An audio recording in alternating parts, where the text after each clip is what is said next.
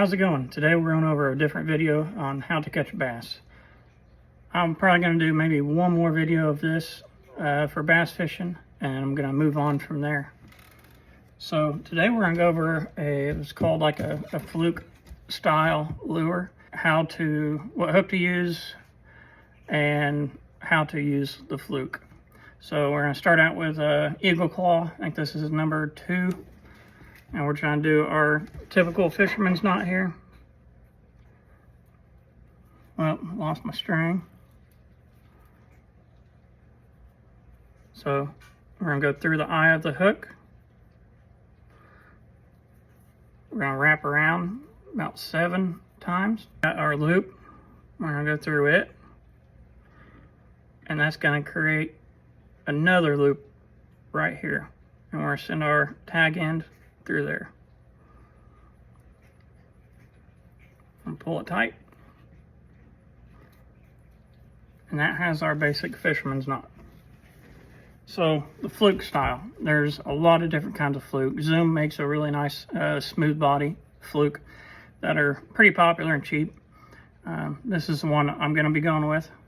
So here's your hook. You want your fluke to sit in just about like that. That's kind of how it's going to sit. We're going to put that up just a little bit higher. So you just barely want it coming out of the top, hooking into the top of the, or the back of the bait. Hooking into the top of the, or the back of the bait. All right, so to do this, there's the belly. See, straight line here, belly here. We're going to punch through the head till it gets about to the curve of the hook. Push it through. So we're exposing this hook. And we're going to guide this top of the lure all the way up to where it's sitting just like that. You see that the actual hook part itself is exposed still. So the head's in, and now we want the hook to come out to about right here. So we're going to bend this down a little bit. Push it through, line it up just a little bit, and there we go. So this is just your basic fluke style bait. Is it easy? It's not going to sink, but it does sink, but very, very slowly. But this is it resembles like a dying bait fish, is why it's so good. And a lot of times if a bait fish is injured or dying, they're going to spend a lot of their time towards the top of the surface, just fluttering and kicking around. So the best way to use this lure, you're going to cast it out, and I like to let mine sink for a couple of seconds. If you reel it in fast, you're going to ride the top of the water, the very top of the water. Sometimes right on the surface. That just depends on where the bite is.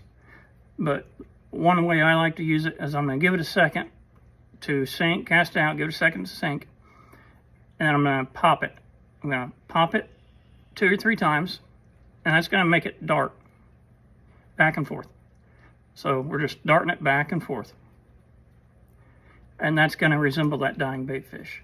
This, especially early spring, you know, you're getting ready to get into fall soon.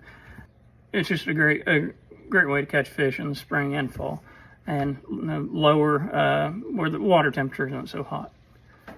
Again, most time on these videos, we're going to be talking about fishing from a pond, or fishing from creeks, or fishing in creeks and fishing in spillways.